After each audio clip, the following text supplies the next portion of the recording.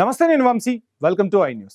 భారత సైనిక శక్తి వ్యూహాత్మక సామర్థ్యాన్ని ప్రపంచానికి చాటి చెప్పిన ఆపరేషన్ సింధూర్ పేరును చరిత్ర సువర్ణాక్షరాలతో లిఖించింది.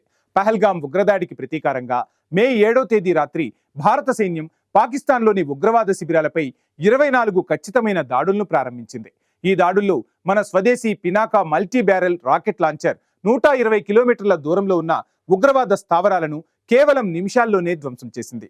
ఈ MK4 క్షిపణి రాకతో ఒకవేళ మళ్లీ ఆపరేషన్ సింధూర్ నాటి పరిస్థితులు పునరావృతమైతే ఇస్లామాబాద్ ఉనికిపోవాల్సిందే, కరాచీ దద్దరిల్లాల్సిందే అని సైనిక వర్గాలు అంటున్నాయి. అంతటి శక్తివంతమైన పినాకా MK4 ప్రత్యేకతలేంటో ఇప్పుడు చూద్దాం.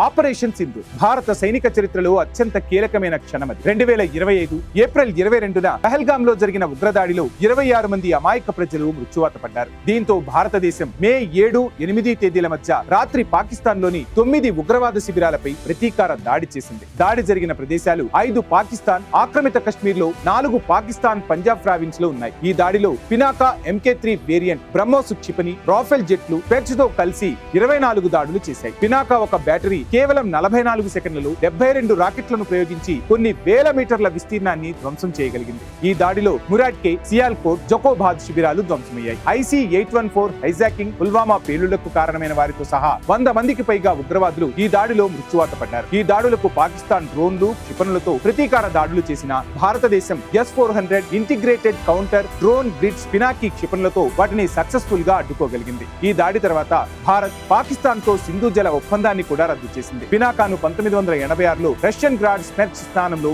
DRDO అభివృద్ధి చేసింది. దీన్ని మొదట కార్గిల్ యుద్ధంలో ఉపయోగించారు. ఆ సమయంలో ఈ ఆయుధం పాకిస్తాన్ కు సింహ స్వప్నంగా మారింది. ప్రస్తుతం ఇవి సైన్యం వద్ద 4 రెజిమెంట్లలో ఉన్నాయి. 2030 నాటికి ఇవి 22 రెజిమెంట్లకు పెరగనున్నాయి. అయితే ఇప్పుడు గేమ్ చేంజర్ అయిన పినాకా MK4 తయారవుతుంది. ఇది 300 కిలోమీటర్ల పరిధిని కలిగి ఉంటుంది. పినాకా MK4 రాకెట్ ఘన ఇంధనంతో నడుస్తుంది. ఇది బాలిస్టిక్ క్షిపణికి సమానమైన వేగాన్ని కలిగి ఉంటుంది. ఈ క్షిపణి క్వాసీ బాలిస్టిక్ పదంలో ప్రయాణిస్తుంది. అధిక పోరోబలిక్ లైట్ తర్వాత శత్రు వైమానిక రక్షణ వ్యవస్థను తప్పించుకోగలదు. దీనికి ట్రిపుల్ గైడెన్స్ వ్యవస్థ ఉంటుంది. GPS, INS, టెర్మినల్ దశలు, టార్గెట్ లాక్ కోసం యాక్టివ్ రాడార్. ఈ సాంకేతికతతో GPS జామింగ్ తో కూడా దీని CEP-2 మీటర్లుగా ఉంటుంది. అంటే ఒక రాకెట్ వంతెన లేదా రాడార్ సైట్ ను పేల్చివేయగల ఖచ్చితత్వం దీని సొంతం. ఇది కేవలం 20 సెకండ్లలో 12 రాకెట్లను ప్రయోగించగలదు. ఒక రెజిమెంట్ 300 కిలోమీటర్ల దూరంలో ఉన్న మొత్తం ఎయిర్ బేస్ ను నాశనం చేయడానికి 216 రాకెట్లను ప్రయోగించగల సామర్థ్యం కలిగి ఉంటుంది. ఈ రాకెట్ క్లస్టర్ మందుగుండు సామాగ్రిని లేదా తిరుగుతున్న డ్రోన్లను కూడా ప్రయోగించగలదు.